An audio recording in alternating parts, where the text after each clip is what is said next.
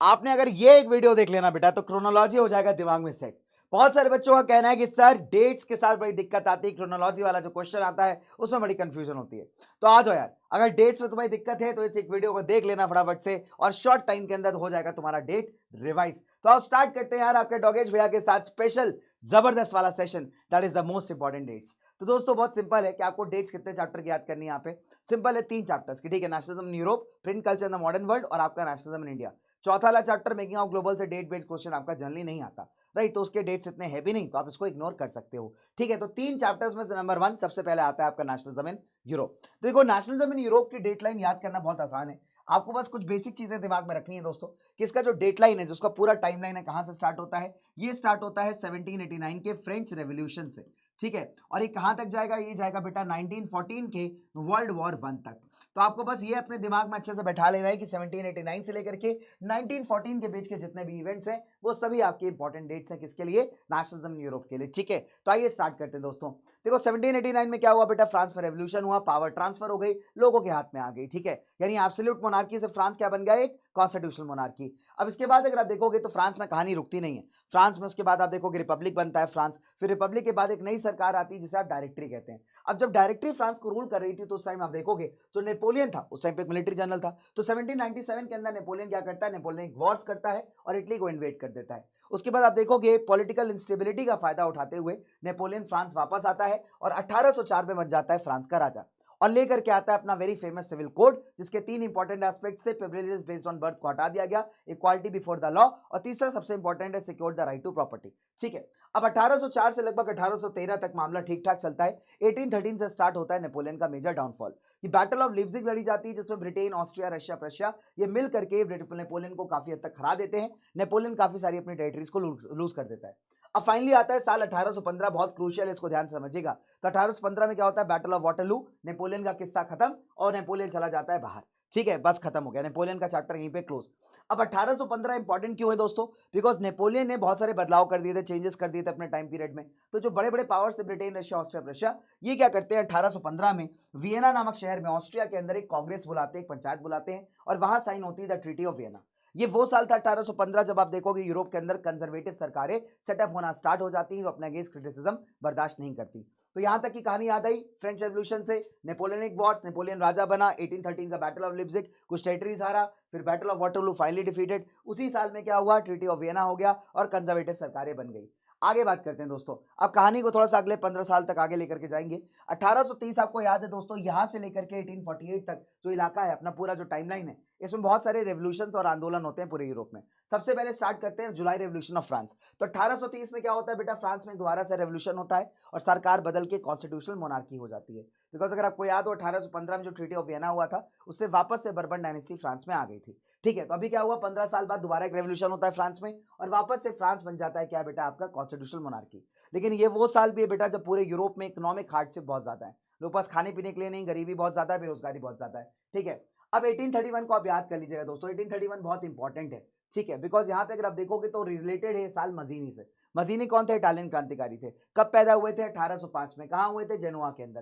तो 1831 इंपॉर्टेंट क्यों है, बिकॉज मजीनी को जो है बेटा लिग्वारिया में रेवोल्यूशन करने की वजह से बाहर निकाल दिया जाता है, ठीक है। इसके बाद आता है 1834। तो बेटा ये वो टाइम था जब आप देखोगे जो जर्मन स्पीकिंग स्टेट्स थे उनके अंदर सबसे स्ट्रॉन्ग था प्रशिया। तो प्रशिया इनिशिएटिव उठाता है कस्टम्स यूनियन बनाने का, जिसे आप कहते हैं ज़ोल्वेरीन। तो आप देखोगे इकोनॉमिकली जर्मन स्टेट्स को यहाँ पे यूनिफाई कर दिया जाता है, इकोनॉमिक यूनिफिकेशन ऑफ ब्रिटेन आप कह सकते, सॉरी ऑफ जर्मनी आप कह सकते हो, ठीक है। नाउ इसके बाद साल 1832 इंपॉर्टेंट क्यों है दोस्तों, यहाँ पे ग्रीक वॉर ऑफ इंडिपेंडेंस। देखो इसको आप पहले भी याद कर सकते हो बट मैं आपको सीक्वेंस बता रहा हूँ यहाँ पे, ठीक है। तो 1831 हो गया आपका, 32 में आपका ग्रीक वॉर ऑफ इंडिपेंडेंस के बाद जो आप देखोगे ट्रीटी ऑफ कॉन्स्टेंटिनोपल साइन हुआ, उससे ग्रीस एक आजाद देश बना। फिर आप 1834 में ज़ोल्वेनी वाला कंसेप्ट याद कर सकते हैं। अब साल आता है दोस्तों 1845 का। 1845 में क्या हुआ, सिलेसिया के अंदर वीवर्स का रिवॉल्ट हो जाता है, ठीक है, कॉन्ट्रैक्टर्स के अगेंस्ट। उसके बाद आता है साल 1848 का, बहुत इंपॉर्टेंट साल है, क्यों भाई, नंबर 1 पहले तो क्या होता है बच्चे, जो लिबरल रेवोल्यूशन चल रहा था जर्मन स्टेट्स के अंदर, जहां पे जर्मनी के जो मिडिल क्लास के लोग हैं बेटा वो ट्राई करते हैं पहली बात एक यूनाइटेड जर्मनी बनाने का, बट वो लोग फेल हो जाते हैं। इसी को आप फ्रैंकफर्ट पार्लियामेंट के नाम से भी जानते हो। इन द सेम ईयर अगर आप देखोगे तो जो फ्रेडरिक सोरो फ्रेंच आर्टिस्ट है वो अपनी यूटोपियन विजन को यहाँ पे प्रेजेंट करते हैं, जो आपकी पिक्चर जो है स्टार्टिंग में लगी हुई है आपके चैप्टर के। तो हमने क्या टाइमलाइन देखा कि 1830 में जुलाई रेवोल्यूशन इन फ्रांस, 1831 के अंदर मजीनी को बाहर निकाल दिया गया देश से रेवोल्यूशन करने के चक्कर में।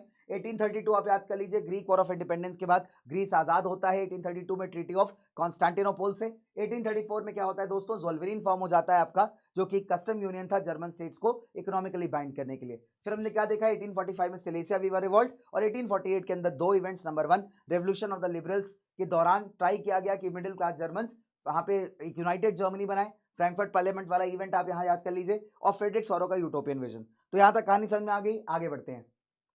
अब 59 से 1870 का जो दौर था बेटा, इसमें क्या होता है, इटली यूनिफाई होता है। देखिए इटली यूनिफिकेशन का एक इंपॉर्टेंट पार्ट यहाँ पे समझना पड़ेगा आपको कि इटली के कई सारे ऐसे इलाके तो जो बिखरे हुए थे, ठीक है। तो मोस्ट ऑफ द इलाके तो देखिए 61 में ही यूनिफाई हो जाते हैं जब विक्टर इमैनुअल II राजा बनता है, बट कुछ पार्ट्स ऐसे हैं जिनको यूनिफाई करते करते 70 हो जाता है। फिर 66 से लेकर 71 का जो टाइम पीरियड है किसका यूनिफिकेशन का है, जर्मन यूनिफिकेशन का। राजा कौन बनता है बेटा, कैसर विलियम बनता है आपका राजा, ठीक है। कैसर विलियम किसका राजा था, बेसिकली प्रशिया का, तो वो बन जाता है यूनाइटेड जर्मनी का राजा। अच्छा, अब हम यूनिफिकेशन ऑफ ब्रिटेन को यहाँ से थोड़ा समझेंगे।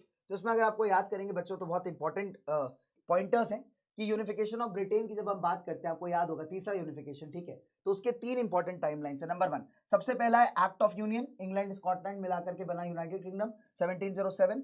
1801 में क्या हुआ, आयरलैंड भी इसका पार्ट बन गया, और 1871 से आप देखोगे बाल्कन के जो इश्यूज हैं वो यहाँ पे शुरू हो जाते हैं। फाइनली अगर आप देखेंगे 1905 में जो नेशनल फीलिंग्स है बाल्कन स्टेट्स में बहुत स्ट्रांग हो जाती है, और एंड रिजल्ट क्या होता है 1914 का वर्ल्ड वॉर 1, ठीक है। तो दोबारा इसको रिकॉल देंगे फटाफट से, 59 से 70 इटालियन यूनिफिकेशन का साल। 1861 में नो डाउट कि इटली काफी ज्यादा यूनाइटेड हो गया, विक्टर इमैनुअल II राजा बन गया। 66 से 71 जर्मन यूनिफिकेशन के साल, ठीक है। फिर उसके बाद ब्रिटिश यूनिफिकेशन आ जाता है, दो इंपॉर्टेंट डेट्स हैं इसकी, 1707 act of union England Scotland का, और 1801 में आयरलैंड का इसका पार्ट बनना। फिर आपका 1871 से बाल्कन स्टेट्स में टेंशन से स्टार्ट हो जाती है। 1905 में क्या होता है, स्लैव नेशनलिज्म, यानी जो बाल्कन स्टेट्स है इसमें राष्ट्रवादी भावनाएं और बढ़े आती हैं, और 1914 फाइनली आपका वर्ल्ड वॉर 1। तो बेटा ये थे आपके सबसे इंपॉर्टेंट वाली डेट्स जो हमने पढ़ी from the chapter nationalism in Europe, ठीक है। चलिए अब दोस्तों आप क्रोनोलॉजी समझिए, हम चलते हैं अपने अगले डेट्स पे दोस्तों। अब हम अपनाएंगे नेशनलिज्म इन इंडिया पे, ठीक है। तो ये बहुत आसान है दोस्तों। अच्छा, नेशनलिज्म इन इंडिया की जो टाइमलाइन है आपको याद रखनी, कैसे याद रखोगे आप, नेशनलिज्म इन इंडिया की टाइमलाइन होगी अगेन कहां से स्टार्ट, वर्ल्ड वॉर 1 से 1914 से, और कहां तक जाएगी, क्विट इंडिया तक जाएगी, दैट इज 1942, ठीक है दोस्तों। चलिए तो देखो नंबर 1 1914 से 18 तक क्या चल रहा था, वर्ल्ड वॉर 1 चल रहा था, जिस दौरान इंडिया के इकोनॉमिक और पॉलिटिकल हालात बहुत खराब थे। अब क्या होता है 1915 में गांधी जी का रिटर्न होता है, कहां से, साउथ अफ्रीका से, और वो लेकर के आते हैं द फिलॉसफी ऑफ सत्याग्रह। अब देखिए 1917 से लेकर के 18 तक जो है गांधी के पॉलिटिकल करियर की स्टार्टिंग है। 3 मूवमेंट्स याद कर लीजिएगा, खेड़ा, चंपारण और आपका अहमदाबाद, जिसमें चंपारण 1917 में हुआ था इंडिगो पीजेंट्स के सपोर्ट में। खेड़ा की डेट एनसीईआरटी में गलत दी हुई है, करेक्ट डेट इज 1918, लेकिन पेपर में आएगा तो अकॉर्डिंग टू एनसीईआरटी आप लिख के आएगा 1917, ठीक है। आप लिख दीजिएगा ब्रैकेट में अकॉर्डिंग टू एनसीईआरटी, ठीक है। तो ये हुआ था अपना खेड़ा इवेंट। खेड़ा में क्या था, पुअर पीजेंट्स को सपोर्ट किया था, और अहमदाबाद कॉटन मिल स्ट्राइक में क्या किया था, जो बेचारे कॉटन मिल वर्कर्स थे उनके सपोर्ट में गांधी जी यहाँ पे सत्याग्रह करते हैं। तो गांधी के 3 इवेंट्स याद कर लीजिए, 17 और 18 के बीच में कौन कौन से, खेड़ा, चंपारण और आपका अहमदाबाद, ठीक है। अब कहानी आगे बढ़ती है, साल 1919 बड़ी इंपॉर्टेंट ईयर है, बिकॉज 3 इवेंट यहाँ से रिलेट आप कर सकते हो।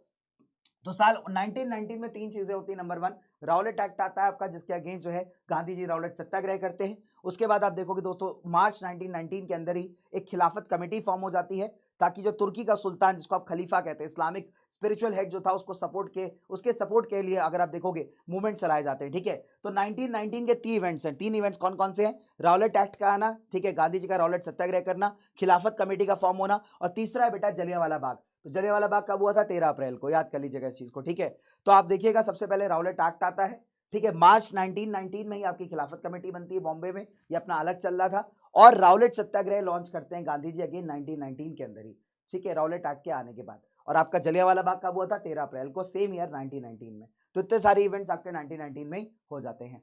फिर 1920 अगर आप देखोगे दोस्तों तो बड़ा प्यारा सवाल आपका ये है, साल है, ठीक है। तो 1909 आप अलग से याद कर सकते हो, वैसे इन स्वराज के लिए बस, बट 1920 पे आते हैं। 1920 इंपॉर्टेंट क्यों, बिकॉज 2 सेशन है कांग्रेस के, सितंबर में कलकत्ता के अंदर सेशन था दोस्तों, और दिसंबर में नागपुर के अंदर था। तो इसमें क्या अडॉप्ट किया जा रहा था, नॉन कॉपरेशन प्रोग्राम को, ठीक है। फिर फाइनली 1920 और 21 के बीच में क्या स्टार्ट होता है, non cooperation in support of खिलाफत। अच्छा, अब अगर आप देखोगे क्या होगा बच्चों, यहाँ पे 1920 में Indian industrial and commercial Congress का भी फॉर्मेशन होता है, जो बिजनेस क्लास वाले यहाँ पे फॉर्म करते हैं। इसके अलावा अगर आप देखोगे दोस्तों यहाँ पे 1920 में ही आपका अवध किसान सभा भी सेटअप होती है, जो कि सेटअप की जाती है भाई बाबा रामचंद्र और अपने जवाहरलाल नेहरू जी। ठीक है, तो इंपॉर्टेंट लीडर्स हैं इसके अवध किसान सभा के। तो आपने क्या देखा, 1919 क्लियर हो गया। 1920 में क्या क्या इवेंट है, पहले तो 2 कांग्रेस के सेशन, आपका कलकत्ता पहले है, नागपुर बाद में है। 2021 में नॉन कॉपरेशन लॉन्च हो जाता है। इसी साल में आप देखोगे अवध किसान सभा बनती है। ठीक है, और 1922 में क्या होता है दोस्तों, चौरी चौरा इंसिडेंट और नॉन कॉपरेशन कॉल ऑफ। तो यहां तक मामला समझ में आया। आगे चलते हैं दोस्तों। एक बार नॉन कॉपरेशन कॉल ऑफ हो गया तो कांग्रेस के अंदर लोग क्या कहने लगे कि हमको वापस से इलेक्शंस लड़ने हैं। इसके लिए क्या होता है, 1923 में स्वराज पार्टी बनाई जाती है by CR Das and Motilal Nehru. अब अगर आप देखेंगे तो अगले 3-4 साल की पॉलिटिक्स बहुत ठंडी है। फाइनली पॉलिटिक्स में दम कब आता है, दम आता है साइमन कमीशन के आने से। तो लगभग 1928 के अंदर साइमन कमीशन भारत आता है। इसका स्वागत किया जाता है काले झंडों के साथ। क्यों? बिकॉज इसमें एक भी इंडियन मेंबर नहीं था और इसी वजह से सभी इसको विरोध कर रहे थे, अपोज कर रहे थे। अब अगर आप देखोगे तो 1926 से जो 30 का टाइम पीरियड है, खासकर 1929 और 30 वाला, इसमें ग्रेट डिप्रेशन पूरी दुनिया में फैला हुआ है। इसका इंपैक्ट आपको इंडिया में भी दिखता है। देखिए, स्टार्ट तो 1926 के आसपास से हो गया था, लेकिन इंपैक्ट इसका फील होता है 1929 और 30 के बीच में। तो ग्रेट डिप्रेशन पूरी दुनिया में फैला हुआ है, इंडियन फार्मर्स वर्स्ट अफेक्टेड। ठीक है, चलिए 1929 में एक और चीज होती है, वो है पूर्ण स्वराज रेजोल्यूशन, कंप्लीट इंडिपेंडेंस की शपथ ली जाती है। कौन से सेशन में? Lahore session of the Congress में। एक और चीज होती है बेटा, जो लॉर्ड इरविन था उस टाइम पे, कांग्रेस को जीतने के लिए, उसका विश्वास जीतने के लिए अपना वेग ऑफर देता है कि आप राउंड टेबल कॉन्फ्रेंस अटेंड कर लीजिए और हम आपको फ्यूचर में डोमिनियन स्टेटस दे देंगे। तो 1929 बहुत ही इंपॉर्टेंट है। क्यों इंपॉर्टेंट है भाई? बिकॉज लाहौर सेशन है पूर्ण स्वराज वाला और इरविन का वेग ऑफर है, यूजलेस ऑफर है। ठीक है, चलिए 1930 में फाइनली क्या होगा बच्चों, यहाँ पे दांडी मार्च भी गांधी जी अपना स्टार्ट कर देते हैं। और जैसे ही दांडी मार्च स्टार्ट होता है उसके बाद क्या लॉन्च हो जाता है बेटा, आपका सिविल डिसोबीडियंस मूवमेंट। तो हमने क्या देखा, 23 में बनी स्वराज पार्टी, 28 में साइमन कमीशन आया, 29 में पूर्ण स्वराज रेजोल्यूशन हुआ अपना, ग्रेट डिप्रेशन का टाइम चल रहा था ये वाला। ठीक है, और साथ ही साथ आप देखोगे इरविन ने यूजलेस ऑफर दिया। बदले में कांग्रेस का रिएक्शन कैसे आया कि गांधी जी ने 1930 में सॉल्ट मार्च किया, सीडीएम लॉन्च हो गया।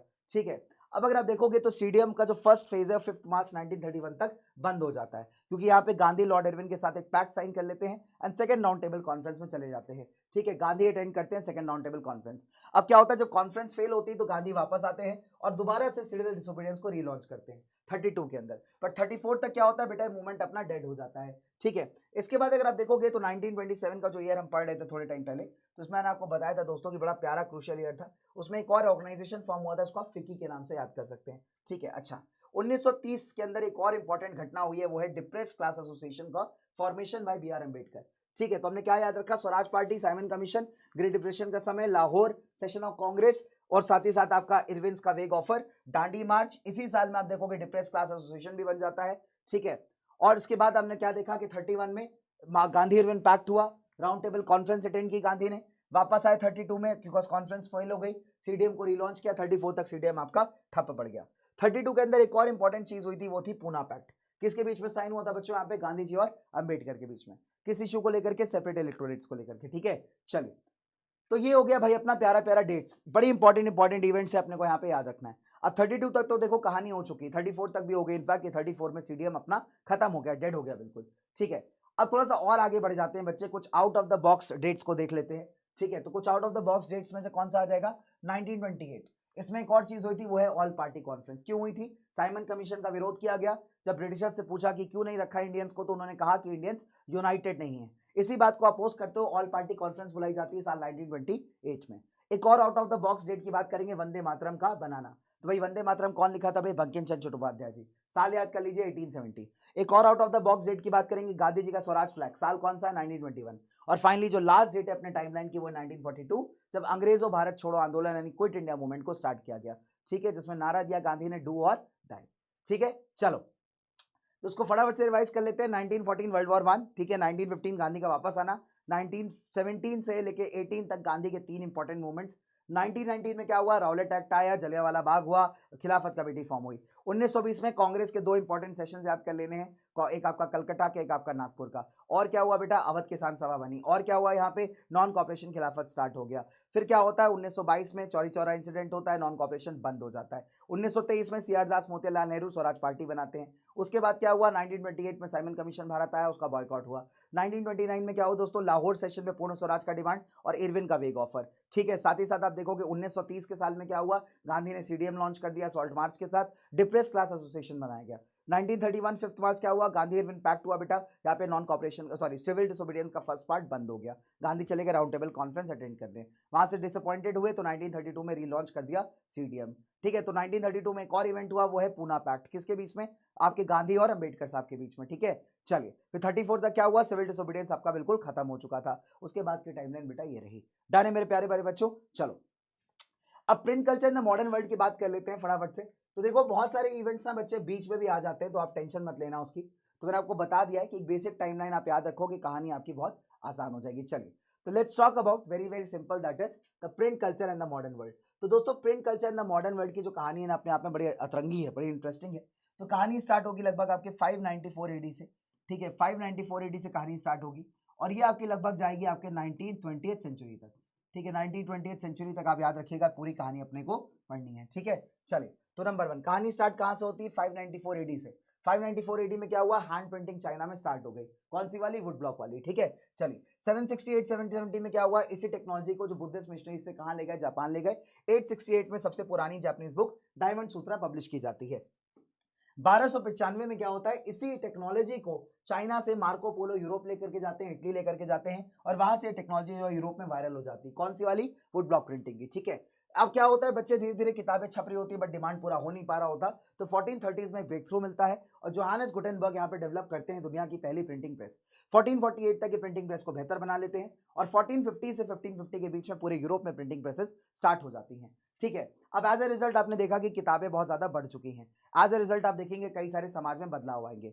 तो 2 ईयर आपको यहाँ पे याद रखने रिलीजियस रिफॉर्म्स के रिगार्डिंग। तो 1517 में क्या होता है दोस्तों, यहाँ पे जो मार्टिन लूथर है अपनी 95 थीसिस लिखते हैं जिससे लोग इंस्पायर होते हैं, प्रोटेस्टेंट रिफॉर्मेशन मूवमेंट होता है। बदले में चर्च कैसे रिस्पॉन्ड करता है, कैथलिक वाला 1558 में एक लिस्ट तैयार कर लेता है किताबों की, जो कि बिल्कुल बैंड कर दी जाती है, बिकॉज ये किताबें चर्च के अगेंस्ट लोगों को भड़का रही थी। ठीक है, आगे बढ़ोगे तो 16वीं शताब्दी आती है दोस्तों, आप देखोगे प्रोटेस्टेंट रिफॉर्मेशन मूवमेंट बहुत स्ट्रांगली चल रहा होता है। फिर आता है दौर 1579 का। अब यहां से अगर आप देखेंगे तो इंडिया के अंदर प्रिंट की एंट्री हो चुकी है। इंडिया में अगर आप देखोगे दोस्तों तो पहली तमिल बुक पब्लिश की जाती है कोचीन के अंदर।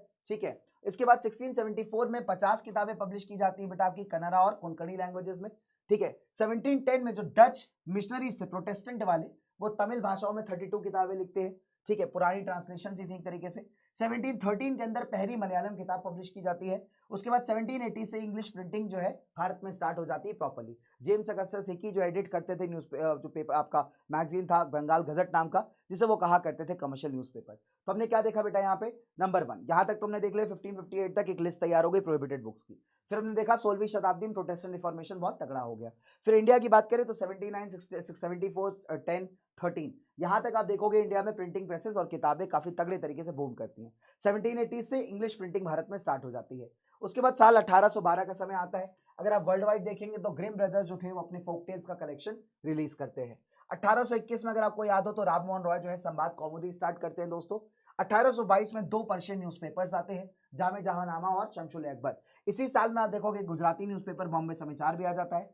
और इसी के साथ आप देखोगे 1857 में 1857 जब भारत में जिस टाइम रिवॉल्ट हुआ था उस टाइम फ्रांस में बच्चों के लिए चिल्ड्रंस की प्रेस स्टार्ट की जाती है। तो 12 में ग्रिम ब्रदर्स, 21 में राम मोहन रॉय संवाद कौमुदी, 22 का इंपॉर्टेंट साल है बिकॉज 2 पर्शियन न्यूज़पेपर है गुजराती न्यूज़पेपर, और 57 के अंदर चिल्ड्रंस प्रेस इन फ्रांस। ठीक है, अब 76 के अंदर राज सुंदरी देवी का अमर जवान पब्लिश होता है दोस्तों। 1867 में इसी साल के आसपास अगर आप देखेंगे थोड़ा सा, ठीक है, कुछ साल पहले देवबंद पड़ता है वेस्टर्न उत्तर प्रदेश के अंदर, एक सेमिनरी स्टार्ट की जाती है, मतलब ऐसा इलाका जहां पे ऐसा एक सेटअप जहां पे जो लोग हैं रिलीजन के बारे में पढ़ते हैं। ये इस्लामिक सेमिनरी थी, मतलब लोग मुस्लिम रिलीजन के बारे में यहाँ पे स्टडी करते थे। ठीक है, तो इसको आप पहले भी रख सकते हो, उसके बाद ये रख लीजिएगा, कोई दिक्कत नहीं है। तो याद कर लीजिएगा 1876 इंपॉर्टेंट है बिकॉज अमर जीवन पब्लिश हुआ। 67 इंपॉर्टेंट है बिकॉज देवबंद सेमिनरी स्टार्ट हुई। 1860 से अगर आप देखोगे तो कुछ और महिलाएं थी जो किताबें लिख रही थी, जैसे कैलाश बाशनी देवी। 1870 से हिंदी प्रिंटिंग जो है सीरियसली स्टार्ट होती है भारत में। 1880s में ताराबाई शिंदे और पंडिता रमाबाई जो है अपर कास्ट हिंदू वुमेन की कंडीशंस पे यहाँ पे लिखती हैं। ठीक है, तो ये टाइमलाइन थोड़ा सा अलग सा है, out of the box timeline है बच्चे, बट इंपॉर्टेंट है। तो आप इसको ऐसे याद कर सकते हैं 60, 67, 76 है ना, ये 70, 76 और 80s। तो आप अपने हिसाब से अरेंज करना चाहो तो कर सकते हो, कोई दिक्कत नहीं है। तो ऐसे याद कर लेंगे हम इसको यहाँ पे। नंबर 1 कि 1867 में क्या देवबंद सेमिनरी हुई। उससे पहले सबसे पहले इसको देखेंगे 60s से क्या हुआ, कैलाश बाशनी देवी ने किताब लिखी। 67 में देवबंद सेमिनरी हो गया अपना।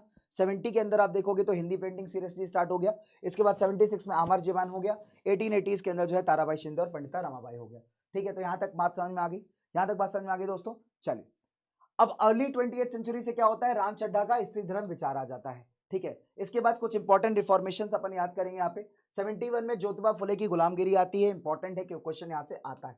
ठीक है, अब 1938-55 का इलाका, तो 1938 में आपको याद होगा काशी बाबा एक मिल वर्कर है, छोटे बड़े का सवाल लिखते हैं। 1955 में सच्ची कविताएं सुदर्शन चक्र की आती है, और एक और out of the box date है बेटा, वो है वर्नाकुलर प्रेस एक्ट। तो ये लाया जाता है साल 1878 में। क्यों लाया गया था भाई, इसलिए लाया गया था ताकि लोकल लैंग्वेज के न्यूज़पेपर्स पे रोक लगाई जा सके बाय द ब्रिटिशर्स। ठीक है, इज दैट क्लियर गाइस? एक बार दोबारा रिवाइज करेंगे। तो हमने क्या देखा, अर्ली 20th सेंचुरी में राम चड्ढा का स्त्री धर्म विचार आ जाता है। 71 का एक डेट ले लेते हैं यहाँ पे, बिकॉज यहाँ पे ज्योतिबा फुले ने गुलामगिरी लिखी थी। फिर 1938 में काशी बाबा का छोटे बड़े का सवाल। उसके बाद 55 के अंदर आप देखोगे तो सच्ची कविताएं व सुदर्शन चक्र, और एक और out of the box date that is 1878, ये था आपका वर्नाकुलर प्रेस एक्ट।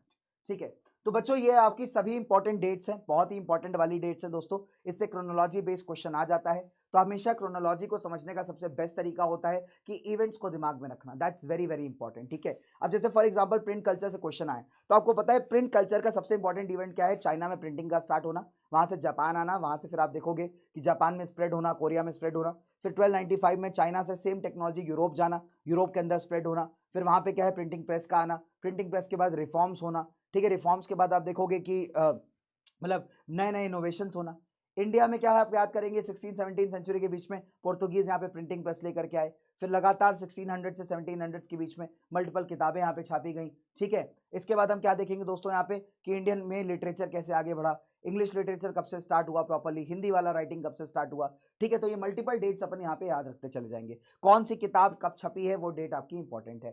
तो इस तरीके से अपने को दिमाग में एक टाइमलाइन बैठा लेना है। यूरोप का टाइमलाइन सिंपल है, फ्रेंच रेवोल्यूशन से स्टार्ट होगा, वर्ल्ड वॉर 1 पे खत्म होगा आगे।